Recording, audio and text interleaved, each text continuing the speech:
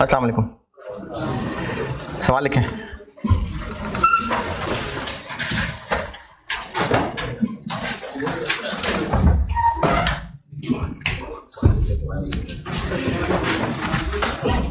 A building was purchased।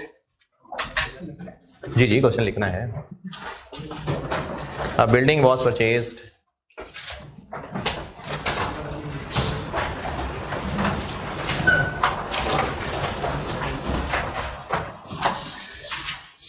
against issue of 3 million shares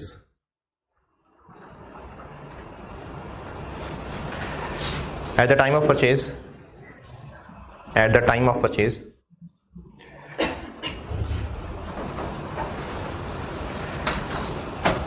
fair value of each share was 40 रुपए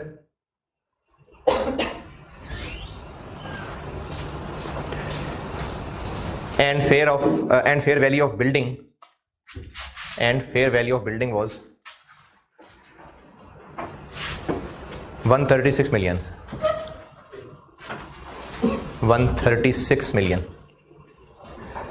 एक share की face value 10 रुपए है। 10 रुपए फेस वैल्यू। आपसे रिक्वायर्ड है बिल्डिंग परचेज की एंट्री।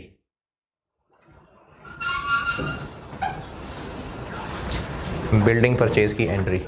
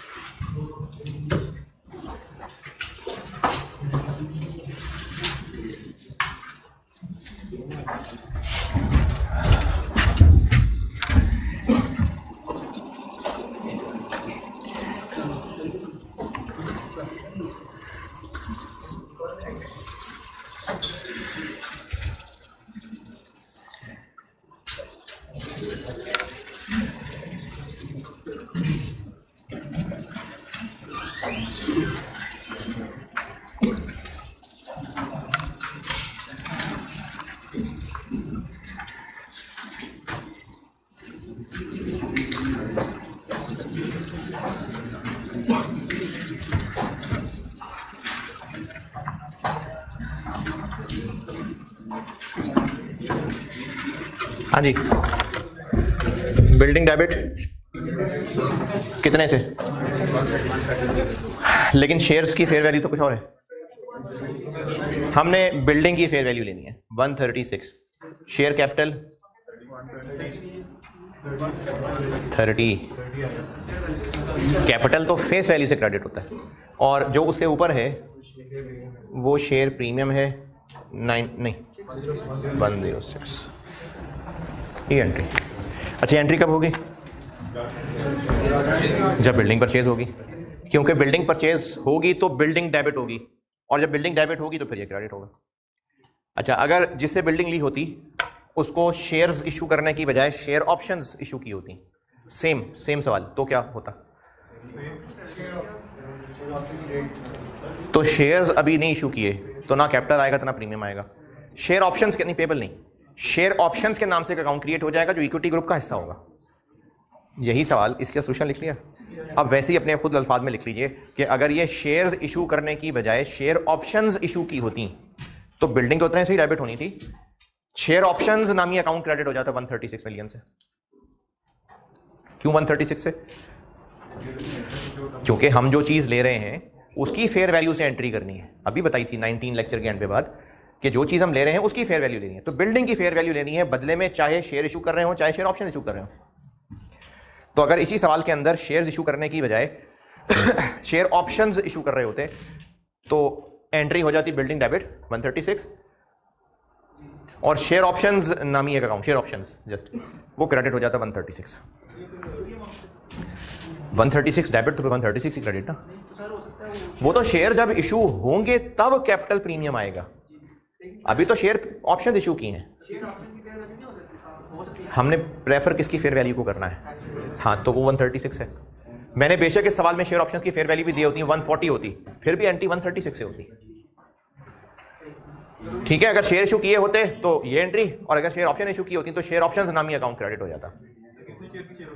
जितने की भी होती, जितने की भी होती, कितने से क्रेडिट होता?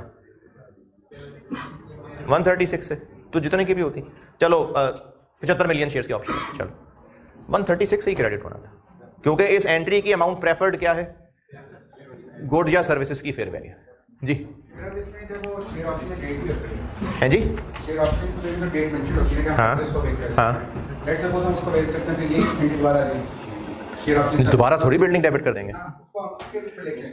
अच्छा, building debit, share options credit, okay, और कल को जब वो आके शेयर ऑप्शन एक्सरसाइज कर लेगा तो share option debit, share capital, share premium credit है? नहीं नहीं, बाद में जब आएगा उसको कहा होगा शेयर ऑप्शंस ले लो तुम, 6 महीने बाद आ जाना एक्सरसाइज कर रहे हैं। तो बिल्डिंग जब खरीदेंगे तो बिल्डिंग डेबिट उस दिन होगी जब बिल्डिंग खरीदेंगे, शेयर ऑप्शंस क्रेडिट। फिर जब कुछ महीनों बाद वो एक्सरसाइज करने आ जाएगा तो शेयर ऑप्शंस डेबिट और शेयर कैपिटल और प्रीमियम क्रेडिट। क्या? नहीं नहीं, ये आगे चल के देखते हैं, ये आगे चल के। हाँ जी, सवाल ओके। अब इसमें मुश्किल क्या है? मुश्किल ये है, मतलब इस एंट्री में तो मुश्किल नहीं है, क्योंकि एंट्री कब होगी? जब बिल्डिंग परचेज करेंगे। पेज 2 के ऊपर टॉप पे दोबारा पढ़ लें, रिकग्निशन जनरल, पहली लाइन, कब होगी एंट्री? पेज नंबर 2 चैप्टर का टॉप पे, रिकग्निशन जनरल, जब गुड सर्विसेज मिलेंगी, जैसे बिल्डिंग मिली तो बिल्डिंग डेबिट। तो ये जनरल क्राइटेरिया ये है कि जब गुड सर्विसेज रिसीव होंगी तब एसेट या एक्सपेंस डेबिट और इक्विटी नाम का कोई भी अकाउंट क्रेडिट।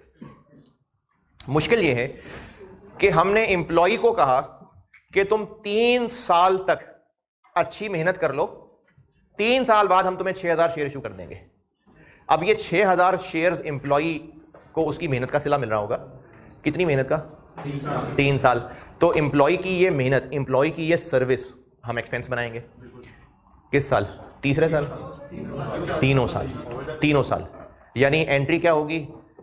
एम्प्लॉय की सर्विस है तो एम्प्लॉय कॉस्ट डेबिट, और अभी शेयर इशू नहीं किए, 3 साल बाद करने हैं, शेयर ऑप्शन तो नहीं दी उसको।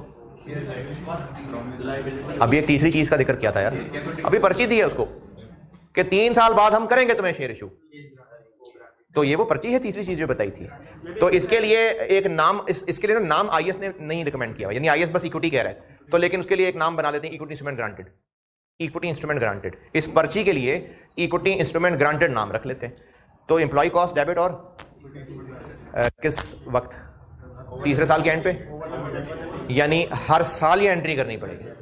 तो अगर उसको 3 साल की मेहनत का सिला तीसरे साल शेयर इशू करके मिलना है तो इन तीनों साल में हम उसके 3 टुकड़े करेंगे, और हर साल के एंड पे एम्प्लॉय कॉस्ट डेबिट और इक्विटी इंस्ट्रूमेंट क्रेडिट है। अमाउंट पे आते हैं अभी। तो जब बिल्डिंग प्लांट खरीद रहे हैं या कोई कंसल्टेंसी सर्विस ले रहे हैं तो इसमें तो ये पहचानना आसान है कि एंट्री कब करनी है। कब करनी है? जब गुड या सर्विस मिल रही है। लेकिन जब एम्प्लॉय की सर्विस होती है नॉर्मली थोड़ा सा मुश्किल हो जाता है जानना कि ये एंट्री कब करनी है। अब आए पेज 3 पे, इसको और डिटेल से डिस्कस किया हुआ है। Transaction in which services are received, for example employ की सर्विसेज, यानी ये एंट्री कब करनी है इसको और डिटेल से डिस्कस किया हुआ है। ये एंट्री कब की? जब बिल्डिंग खरीद ली। वैसे ही किसी कंसल्टेंसी फर्म से सर्विस लेते तो जब वो सर्विस मिलती तो जनरल क्राइटेरिया ये है कि किस वक्त एंट्री करनी है? जब गुड सर्विसेज मिल रही हैं। लेकिन कब एंट्री करनी है मुश्किल हो जाएगा जब ये एम्प्लॉय की सर्विस को होगा, तो उसको और डिटेल से डिस्कस किया हुआ है। ये पेज 3 पे मैं पढ़ाने लगा। तो हम लोग पेज 3 से पढ़ने लगे हैं कि एम्प्लॉय वाली सर्विस की एंट्री, क्या एंट्री?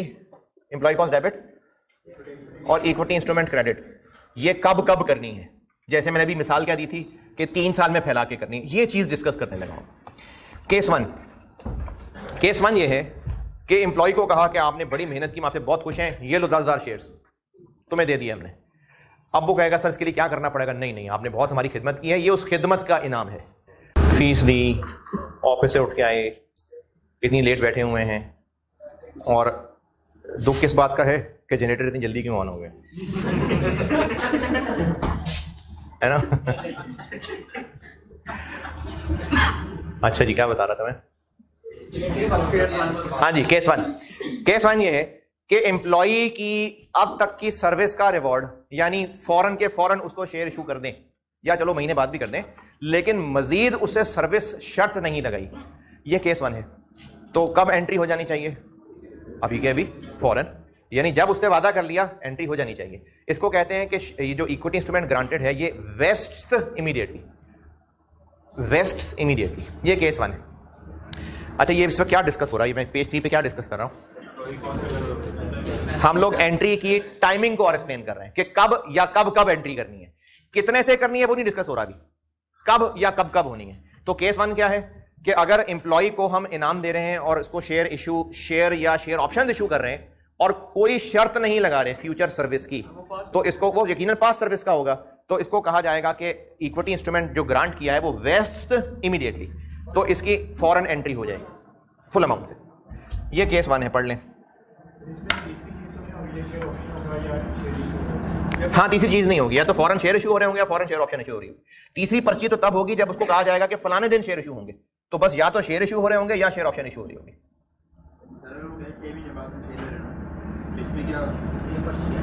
नहीं, अभी छपने में टाइम लगेगा, यानी प्रोसीजरल टाइम ले रहे हैं ये, या 6 महीने की शर्त लगा रहे हैं? मैं सवाल पूछ रहा हूं ना कि उसको ये कहा है कि 6 महीने थोड़ा टाइम दे दो, सेठ साहब वाले फलाना फॉर्म साइन होना है, फिर फलाना प्रोसीजर है, उसमें टाइम लगेगा, इसलिए 6 महीने बाद शेयर इशू होंगे, या ये कह रहे हैं कि 6 महीने तुम और मेहनत करो फिर शेयर देंगे, बस प्रोसीजरल टाइम है। हाँ, तो अभी शेयर इशू नहीं हो रहे, बस एक टेम्परेरी अकाउंट क्रेडिट हो जाएगा, लेकिन अभी एंट्री होगी जब वादा कर लिया। इसको ग्रांट डेट कहते हैं, पिछले पेज पे अगर पढ़ के आए हैं तो। अगर ग्रांट डेट वो है जिस दिन एग्री कर लिया कि एम्प्लॉय को इतने अमाउंट या इतनी शेयर्स देने हैं, जिस दिन ये फैसला हो गया वो ग्रांट डेट है, उस दिन हो जाएगी एंट्री। तो फिर अप्रूवल जिस दिन होगी वो ग्रांट डेट है। Case 1 done. केस 2 ये है कि एम्प्लॉय को जो इक्विटी इंस्ट्रूमेंट देना है उसके लिए कुछ शर्तें लगाई जा रही हैं, उन शर्तों को कहते हैं वेस्टिंग कंडीशंस। वेस्टिंग कंडीशंस को मैंने इसी पेज पे पहले थोड़ा सा और एक्सप्लेन किया कि वेस्टिंग कंडीशंस क्या होती हैं। तो वेस्टिंग कंडीशंस होती हैं या तो सर्विस कंडीशंस या परफॉर्मेंस कंडीशंस। सर्विस कंडीशन का मतलब होता है जिसमें एम्प्लॉय को सिर्फ एक टाइम पीरियड की शर्त लगाई जा रही होती है कि इतने साल बस नौकरी और कर लो, बस रह लो, जिंदा रह लो और हमारे पास रह लो, सिर्फ सर्विस का एक पीरियड शर्त लगाया जा रहा है, इसको सर्विस कंडीशन कहते हैं। और अगर उसको उस पीरियड के साथ कोई और परफॉर्मेंस टारगेट भी दिया जा रहा है, अगर एम्प्लॉय को कहा जा रहा है कि 4 साल तुम और गुजार लो और इस 4 साल में हमारी सेल्स 25% ग्रो करवा दो, या हमारा प्रॉफिट इतने % करवा दो, या डेट इक्विटी इतनी कम करवा दो, या वर्किंग कैपिटल की रेशियो इतनी कर दो, कोई परफॉर्मेंस की शर्त लग जाए, तो इसको परफॉर्मेंस कंडीशन कहते हैं। केस 2, अगर कुछ शर्तें लगाई जा रही हैं उनको कहेंगे वेस्टिंग कंडीशंस, और या तो वो सर्विस कंडीशन होंगी या परफॉर्मेंस कंडीशन होंगी। सर्विस कंडीशन है जिसमें सिर्फ एक टाइम गुजारने का कहा जा रहा है, और परफॉर्मेंस कंडीशन है जिसमें टाइम गुजारने के साथ साथ एक परफॉर्मेंस की भी शर्त लगाई जा रही है, एक या ज्यादा परफॉर्मेंस भी हो सकती है। और ये जो टाइम गुजारना है परफॉर्मेंस कंडीशन में, ये एक्सप्रेसली भी हो सकता है, इंप्लाइडली भी हो सकता है। जैसे एम्प्लॉय को कहा जा रहा है तुम 5 साल में सेल्स दुगनी कर दो, तो 5 साल भी आ गए और सेल्स दुगनी भी आ गई। और अगर एम्प्लॉय को कहा जा रहा है बस 4 साल नौकरी कर दो, तो ये सर्विस कंडीशन है। पेज 3 पे ये सारा डब्बा पढ़ लें। है अगर ये आगे आ रही बात, पेज 3 के ऊपर ये वेस्टिंग कंडीशन वाला सारा डब्बा पढ़ दें।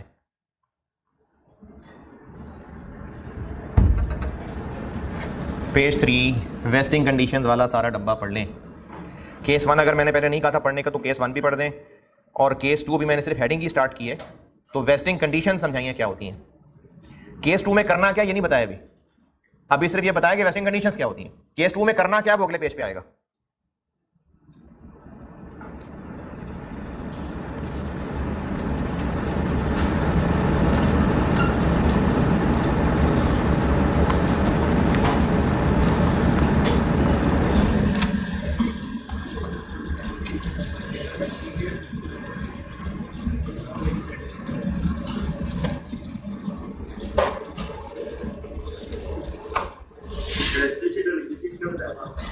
एम्प्लॉय को कहा है कि 4 साल नौकरी करो और सेल्स को भी दुगना करो। अब ये 4 साल कह दिए कि 4 साल नौकरी करो, और अगर उसको कहा जा रहा है कि 3 साल में सेल्स 1.5 गुना कर दो, तो 3 साल एम्प्लॉइड आ गए कि 3 साल रुकेगा तो सेल्स 1.5 गुना करेगा ना। नहीं समझ आई। अगर कहा जा रहा है 5 साल नौकरी गुजार लो बस, ये सर्विस कंडीशन है। अगर कहा जा रहा है कि आप टाइम पीरियड नहीं, बस जितने भी तुमने टाइम लगाने लगा दो, जैसे ही सेल्स दुगनी हुई तुम्हें इतने शेयर्स मिल जाएंगे। अब ये परफॉर्मेंस कंडीशन है, इसमें टाइम मेंशन नहीं हुआ। लेकिन अगर कहा जा रहा है कि 7 साल में सेल्स डबल कर दो तो परफॉर्मेंस कंडीशन है, लेकिन साथ टाइम भी मेंशन हो गया। कहां पर? जी जी, अब यही तो बता रहा था यार। एम्प्लॉय को कहा है कि 3 साल में तुमने सेल्स डबल कर दी तो तुम्हें 6000 शेयर्स मिल जाएंगे। कितने साल में? तो अब ये 3 साल नौकरी करेगा तो सेल्स डबल करेगा ना, तो 3 साल का सर्विस पीरियड इंप्लाइड है, क्योंकि उसको कहा है कि सेल्स 3 साल में डबल करनी है, तो 3 साल नौकरी करना भी तो इंप्लाइड हो गया ना। ये कहा। हाँ जी, जाग रहे हैं? Wasting conditions done. अच्छा, अगले पेज पे ये एक मैंने आईएएस से एक टेबल कॉपी किया था, पढ़ के देख लें, अगर काम का लगता है ठीक है, नहीं तो फाड़ के फेंक दें, कोई मसला नहीं।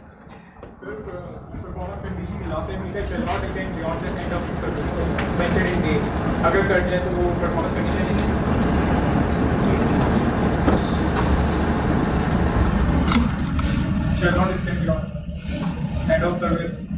ये उन्होंने वैसे एक इसकी टेक्निकल बात बताई हुई है कि कंडीशन अगर उसको कहा है कि 3 साल नौकरी कर दो और सेल्स डबल कर दो, तो 3 साल के अंदर ही सेल्स डबल करने का कहा होगा ना, 3 साल से ऊपर क्यों होगा?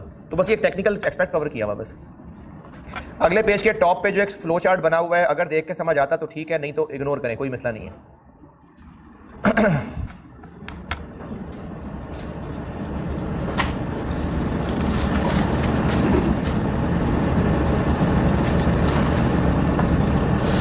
हाँ जी, इसका मतलब नहीं पढ़ा आपने, पढ़ा होता तो पूछते।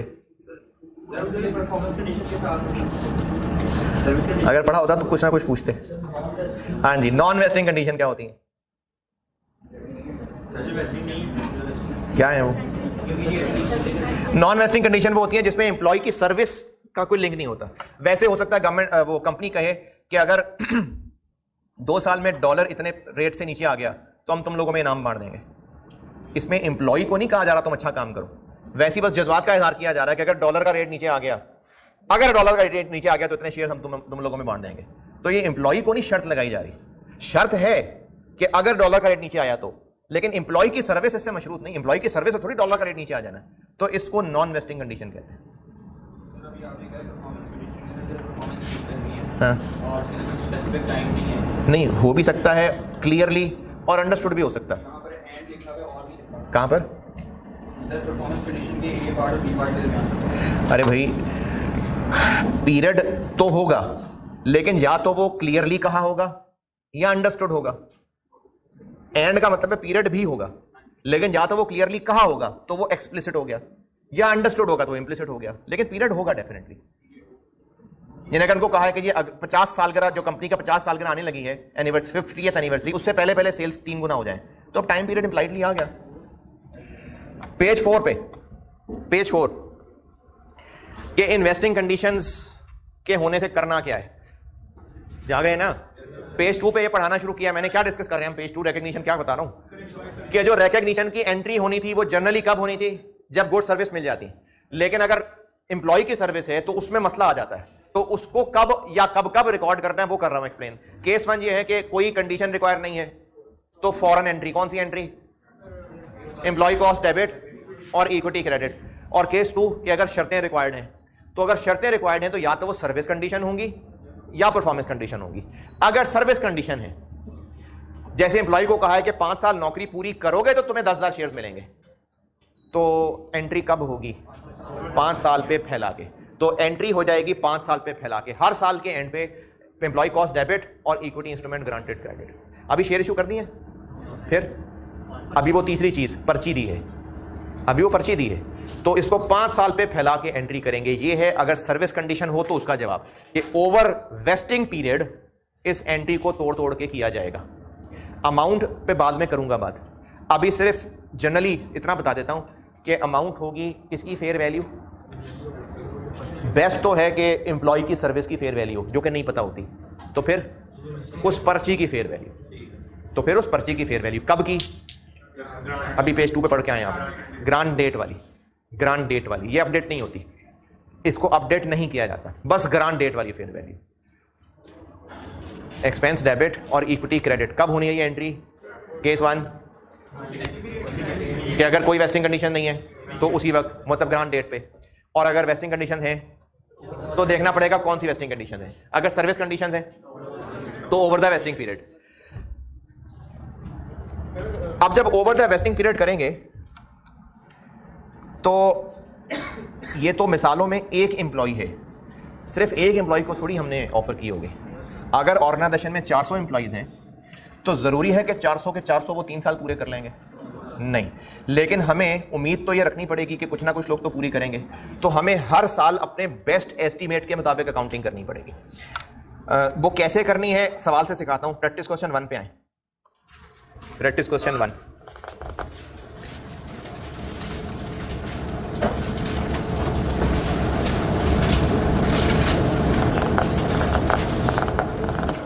प्रैक्टिस क्वेश्चन 1 पढ़िए, मैं समझाता हूं। प्रैक्टिस क्वेश्चन 1 पढ़ ले, मैं समझाता हूं।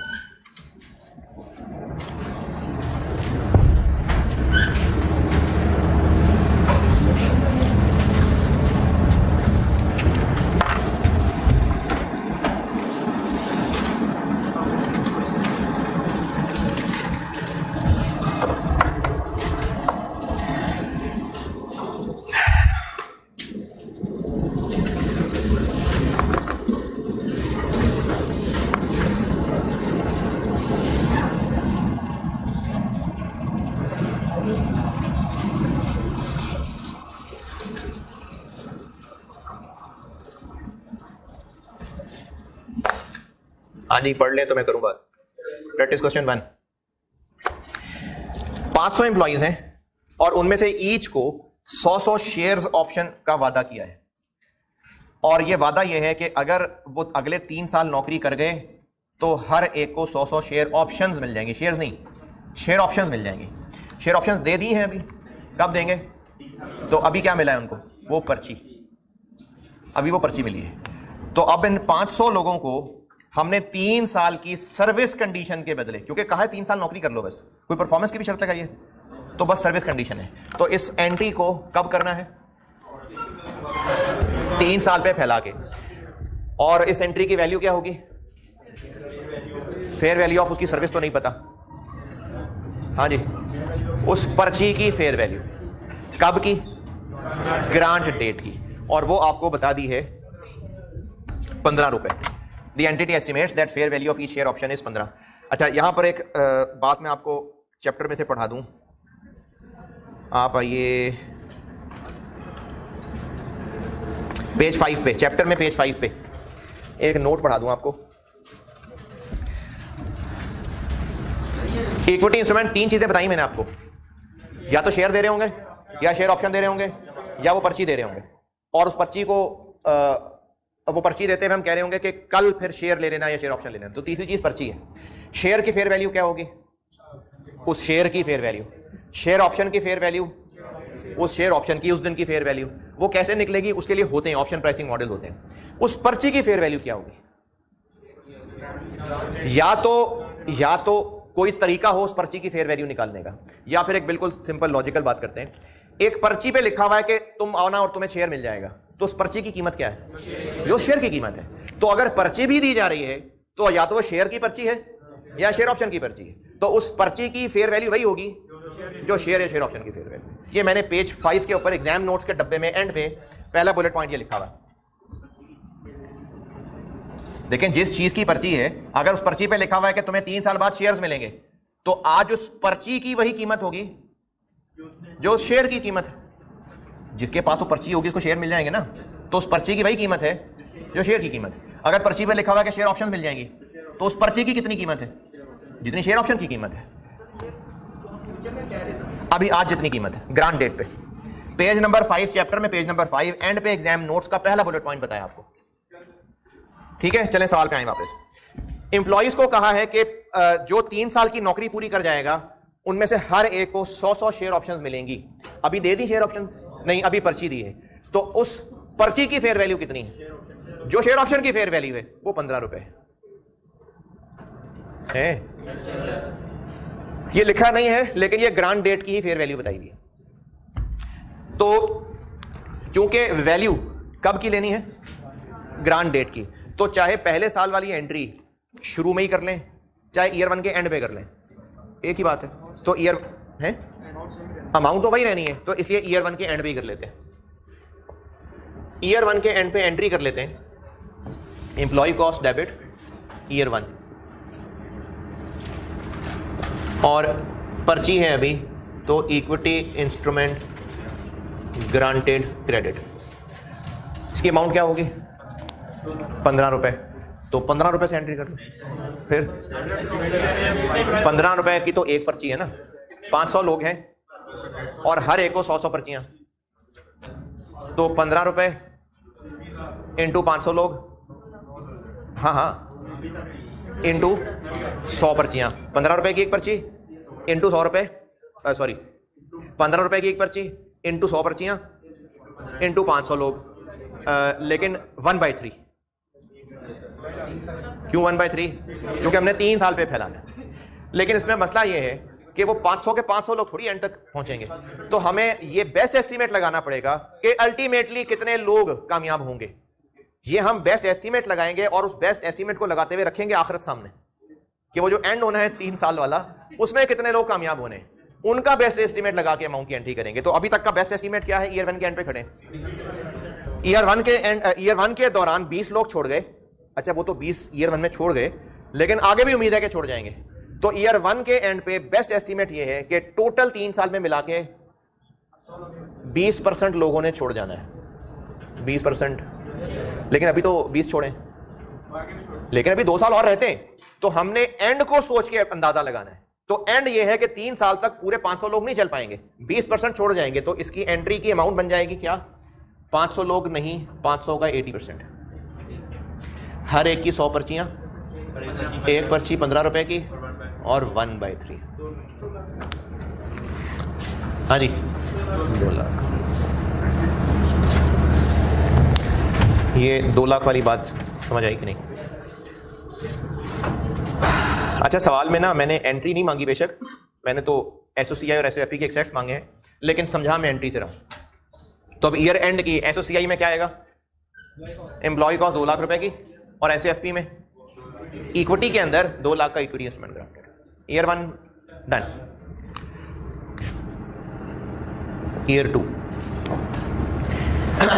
ईयर 2 में एम्प्लॉय कॉस्ट, अच्छा नहीं, मैंने सॉरी ऐसी डेबिट कर दिया, नहीं अभी डेबिट नहीं करना। ईयर 2 में आके अब एस्टीमेट चेंज हो गया, और एस्टीमेट हो गया है ईयर 2 में 22 लोग और छोड़ गए, सॉरी पार्ट ए कर रहा हूं मैं। ईयर 2 में जो सोचा था वही हुआ, यानी जितने भी छोड़ के गए होंगे अभी भी बेस्ट एस्टीमेट क्या है? वही 20% छोड़ के जाएंगे। तो ईयर 2 में फिर से हम ये एंट्री कर लेंगे,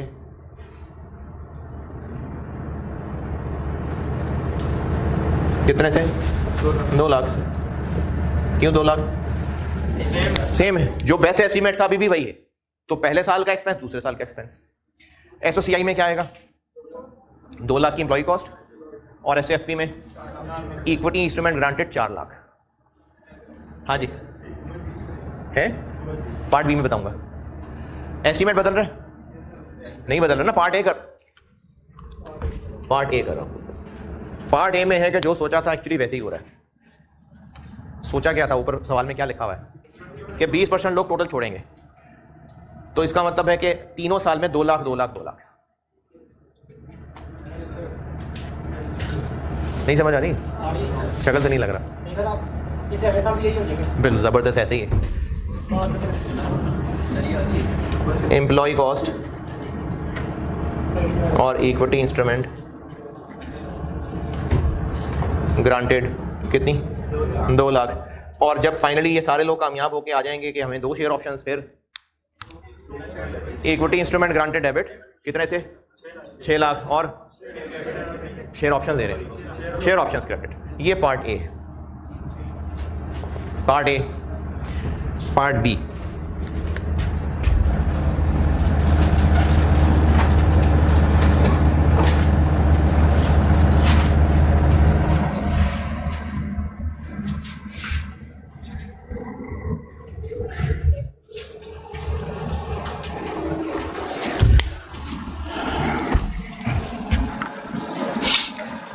एक्चुअली तो ईयर 1 में पार्ट बी पढ़ रहा हूं। ड्यूरिंग ईयर 1 20 लोग छोड़ गए, ईयर 1 के एंड पे खड़े हैं, 20 लोग छोड़ गए और अब ईयर 1 के एंड पे बेस्ट एस्टीमेट ये है कि टोटल 3 साल में मिला के पार्ट बी पढ़ रहा हूं भाई, कितने लोग छोड़ेंगे। ये ड्यूरिंग ईयर 2 बोल्ड करके जो लिखा हुआ इससे पहले हूं मैं। ईयर 1 में 20 लोग छोड़ गए और एंटिटी का बेस्ट एस्टीमेट जो साल के शुरू में सोचा था कि 20% लोग छोड़ेंगे, अब लगता नहीं 15% छोड़ेंगे। तो ईयर 1 के एंड पे खड़े हैं, बेस्ट एस्टीमेट क्या है 50। तो 500 लोगों में से 85 रहेंगे, हर एक के पास 100 पर्चियां, एक पर्ची 15 की इंटू 1/3। ये एंट्री ईयर 1 के एंड पे कर लें या पहले दिन करें? एंड पे कर लें। क्यों? क्योंकि अमाउंट तो पहले दिन वाली ही है और ईयर 1 का एंड डाले, पिक्चर सामने नजर आ जाए, फिर कर लेंगे एंट्री।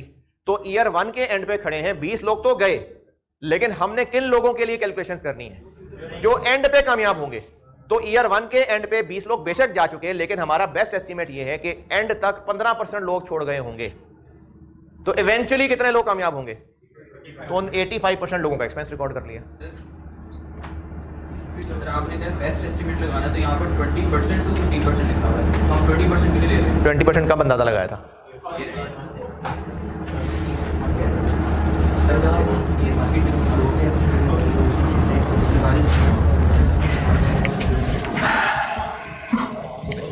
सवाल के दोनों पैराग्राफ दोबारा बताता हूं। पहले पैराग्राफ में जिक्र किया, इधर सुन लेना यार, अब जवाब दे रहा हूं। सवाल के पहले पैराग्राफ में लिखा हुआ 500 लोग, हर एक को 100 ऑप्शंस और उस दिन का अंदाजा रेट लगा लिया। दूसरे पैराग्राफ में लिखा हुआ है कि एंटिटी का एस्टीमेट है कि टोटल 3 साल में 20% लोग छोड़ जाएंगे। ये एंटिटी ने कब अंदाजा लगाया होगा? शुरू में कहीं लगाया होगा। अब ईयर 1 का एंड आ गया है, तो ईयर 1 के एंड पे वो जो शुरू में 20% सोचा था, अब ईयर 1 के एंड पे खड़े हैं और सोच रहे हैं नहीं 15। तो हम तो एंट्री कर ही ईयर 1 के एंड पे रहे हैं ना। इतनी क्या मुश्किल बात होगी यार। हम ये एंट्री कब कर रहे हैं? तो मैं भी रिक्वायरमेंट भी ही कर रहा हूं। ईयर 1 के एंड पे खड़े हैं, ईयर 1 के एंड पे एंट्री कर रहे हैं या शुरू में कर रहे हैं और हर दूसरे दिन फिक्र करते रहे। अब एंड के ऊपर बेस्ट एस्टीमेट क्या है?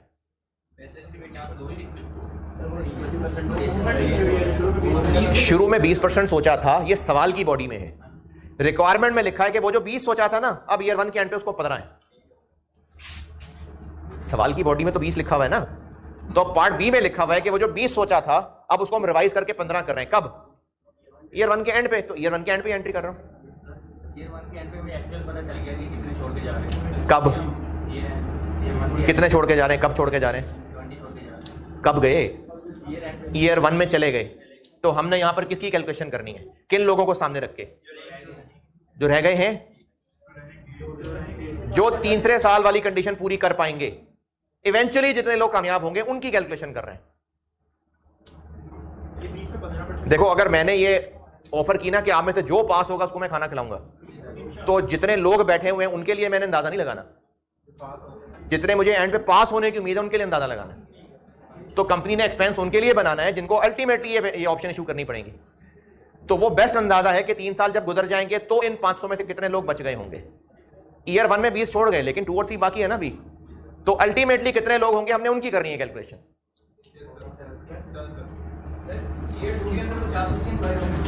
अभी मैंने ईयर 1 लिखा है और ईयर 1 के एंड पे हम लोग कैलकुलेशन किन लोगों की करने लगे हैं। अच्छा, जब मैं किसी एक को जवाब दे रहा होता ना, तो एक्चुअली सबको होता है, बजाय इसके कि मैं हर एक के सवाल का बार बार उसकी तरफ मुंह करके जवाब दूं। अभी अभी यही बात की थी, दोबारा सारे सुन लें। हम लोग ये कैलकुलेशन किस बेस पे कर रहे हैं? ये कौन लोग हम कैलकुलेशन में लाना चाह रहे हैं? जो इस कंडीशन में कामयाब हो जाएंगे। ये एंट्री हो कब रही है? ईयर 1 के एंड पे। लेकिन इस एंट्री में हम उन उतने लोगों की कैलकुलेशन नहीं कर रहे जो ईयर 1 के एंड पे बचे हुए हैं। हम कैलकुलेशन उतने लोगों की कर रहे हैं जो 3 साल बाद बचे हुए होंगे। तो बेस्ट अंदाजा है कि 15% छोड़ गए होंगे, तो 85% रह गए होंगे। ये उनकी कैलकुलेशन। Year 1 done. पक्की बात है?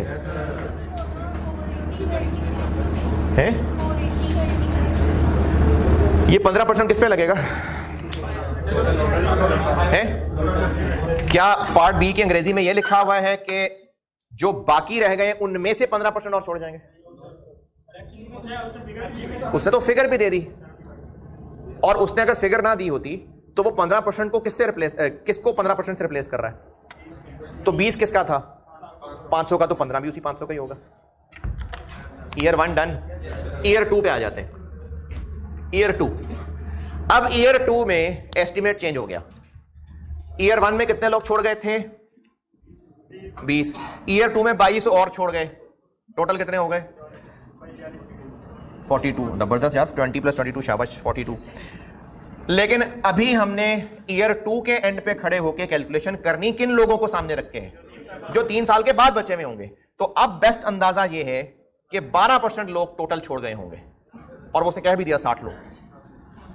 तो अब ईयर 2 के एंड पे बेस्ट एस्टिमेट 85% की बजाय 88% है। चाहे आप उसको 88% कह लें, चाहे वैसे ही कह दें 440 लोग, वो बता ही दिया उसने 60 लोग। तो अभी लिखिएगा नहीं इसको, 500 इंटू 88% इंटू 100 इंटू 15, ये अपडेट नहीं करनी, 15 रुपए ग्रांट डेट वाली, इंटू 2/3। लेकिन हम तो ईयर 2 का एक्सपेंस रिकॉर्ड कर रहे हैं। चूंकि एस्टीमेट बदल रहा है ना, इसलिए हमेशा ये कैलकुलेशन क्यूम्युलेटिव बेस पे हुआ करेगी, फॉर द ईयर नहीं, क्योंकि एस्टीमेट चेंज हो रहा है। हम इसको अपडेट करते जा रहे हैं, तो ये 1/3 नहीं आएगा, ये 2/3 आएगा। अच्छा, जो आंसर निकलेगा वो ईयर 2 का एक्सपेंस होगा? नहीं, वो 2 साल तक का टोटल होगा। तो दूसरे साल का कितना होगा? ये माइनस करेंगे तो दूसरे का निकलेगा। तो ये जो हमने कैलकुलेशन करनी है, ये हमेशा क्यूम्युलेटिव बेसिस पे होनी है। तो मैं इस एंट्री में कैलकुलेशन करने की बजाय, जिन लोगों को टी अकाउंट याद रखना आसान रहे वो टी अकाउंट की शक्ल में कर लेना, जिनको वैसे ही प्लस माइनस आसान रहे वो वैसे प्लस माइनस कर लेना। मैं इसकी वर्किंग करता हूं। मैं इसे टी अकाउंट ही बना देता हूं, मुझे लगता है कि वो शायद आसान ही लगे सबको।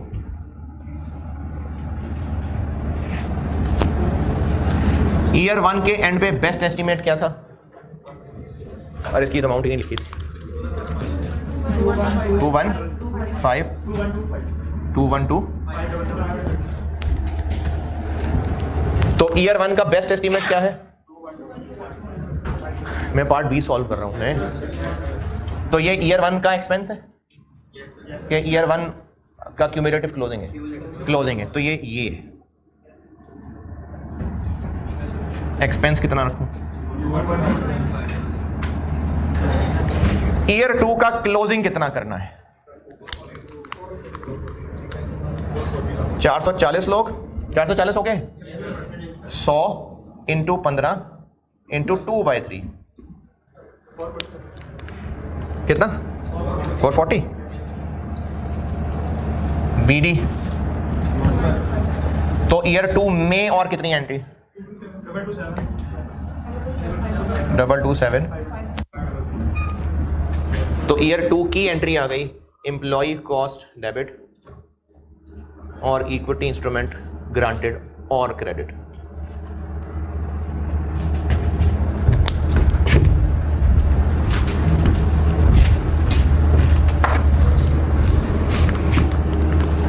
$227,500।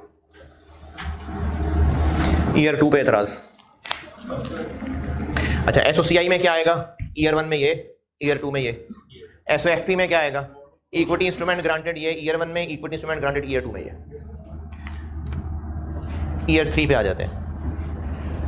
ईयर 3 का ये तो हो गया बीडी, और ईयर 3 में फाइनली जब सेटलमेंट हो रही होगी, सीडी नहीं कहता क्योंकि शेयर ऑप्शन इश्यू हो जाएंगी, तो इवेंचुअली कितने लोग कामयाब हो पाएंगे? ड्यूरिंग ईयर 3 मजीद लोग छोड़ गए और अल्टीमेटली 500 में से 443 लोग बच गए,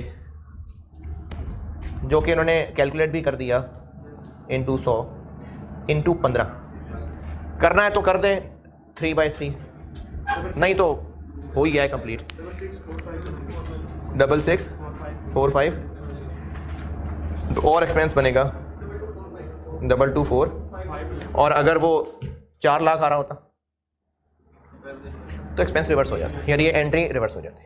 तो तीसरे साल की एंट्री बन जाएगी एम्प्लॉय कॉस्ट और इक्विटी इंस्ट्रूमेंट ग्रांटेड 224500। और फाइनली जब उनको शेयर ऑप्शन इशू हो जाएंगे तो इक्विटी इंस्ट्रूमेंट ग्रांटेड डेबिट 664500 से और शेयर ऑप्शंस क्रेडिट। जो एक्सपेंस का फर्क आ रहा है 1 to 3 ईयर में, वो कोई बात नहीं, वो अगले साल में एक्सपेंस एडजस्ट हो रहा है। ईयर 2 में एस्टीमेट रिवाइज हो गया, ईयर 3 में एस्टीमेट रिवाइज हो गया, तो एक्सपेंस की फिगर अपडेट होती जा रही है। की वजह से एडजस्ट हो जाएगा। 3 साल का एक्सपेंस बना है, टोटल कितना बना? 664 ही बनेगा, तो वो 3 साल पे फैल गया बस।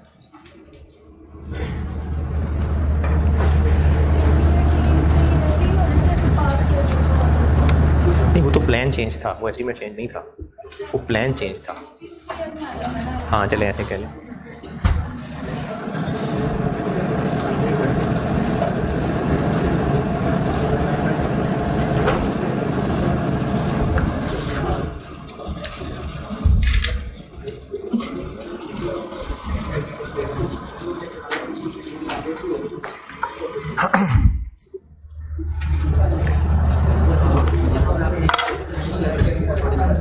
दोबारा बोले।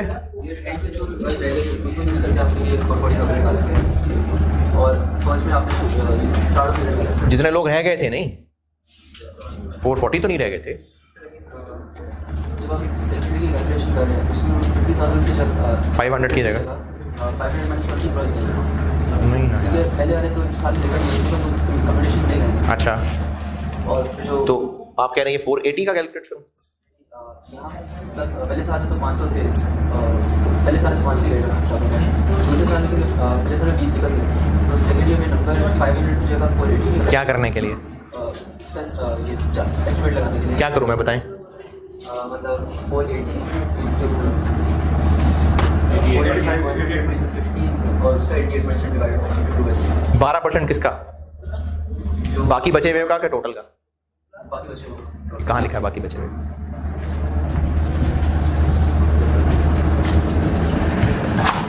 हाँ जी, प्रैक्टिस क्वेश्चन 1 डन। हर साल के एंड पे अपडेटेड एस्टीमेट लेने हैं और जो कैलकुलेशन होनी है वो क्यूमुलेटिव होनी है। और इस क्यूमुलेटिव कैलकुलेशन में ये तादाद क्या टारगेट करनी है? Best estimate of what? जो एंड पे कामयाब होंगे लोग, उनका बेस्ट एस्टिमेट। हर साल जितने बचते जा रहे हैं वो नहीं, जो एंड पे टोटल कामयाब लोग होंगे ये वो नंबर है। तो हर साल नया एस्टीमेट और क्यूमुलेटिव कैलकुलेशन, और जो डिफरेंस है वो एक्सपेंस बनेगा। चले यहां से इंशाल्लाह कल कंटिन्यू करते हैं। ठीक है, अल्लाह हाफ़िज़।